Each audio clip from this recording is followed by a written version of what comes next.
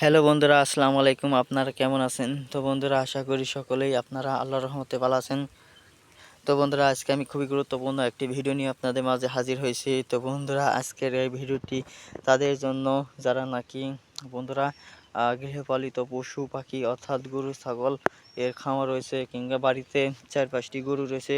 এই গরুকে কিভাবে লালন পালন করবেন বা কোনো কোনোভাবেই আপনারা খড়কুটো পাচ্ছেন না, খড়কুটো যে দাম বেড়েছে তো বন্ধুরা সেজন্য আপনারা খরচ বহন করতে পারছেন না।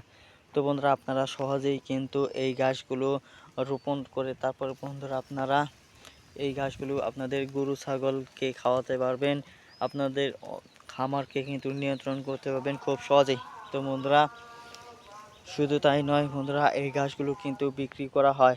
বন্ধুরা, এই ঘাসগুলো আপনারা বিক্রি করেও আপনারা দিন সংসার চালাতে পারবেন খুব সহজেই। তো বন্ধুরা, এই ঘাসগুলো কেন আপনাদের গরুকে খাওয়াবেন তার কারণ হচ্ছে বন্ধুরা, এই ঘাসগুলোর মধ্যে এমন পুষ্টি রয়েছে বা এমন বন্ধুরা স্বাদ রয়েছে যা নাকি গরু ছাগল বেশি পরিমাণে খেয়ে থাকে। তো বন্ধুরা, শুধু তাই নয়, তো বন্ধুরা এই ঘাসগুলো কিভাবে রোপণ করবেন?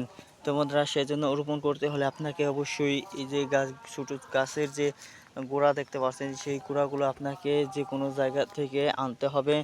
তারপর বন্ধুরা, যে কোনো জায়গা থেকে এনে তারপর বন্ধুরা আপনারা রাস্তার আশেপাশে কিংবা প্রতি জমিতে আপনারা রোপণ করে নিতে পারেন। তো বন্ধুরা, রোপণ করার পর অবশ্যই ছোটো ছোটো ডাল ও গোড়া রোপণ করতে হবে।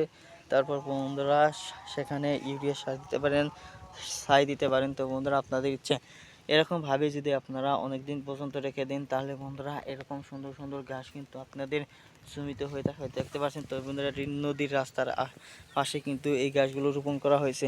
গাছগুলো কিন্তু অনেক বেড়ে উঠেছে। এই গাছগুলো যদি আপনারা কী করতে পারেন, আপনাদের গৃহপালিত পশু পাখি গরুদেরকে খাওয়াতে পারেন, তাহলে কিন্তু বন্ধুরা তাদের অনেকটাই দুধ বৃদ্ধি পাবে। সেই দুধ বিক্রি করে আপনারা সংসার চালাতে পারবেন। তো বন্ধুরা, ধন্যবাদ আপনাদেরকে।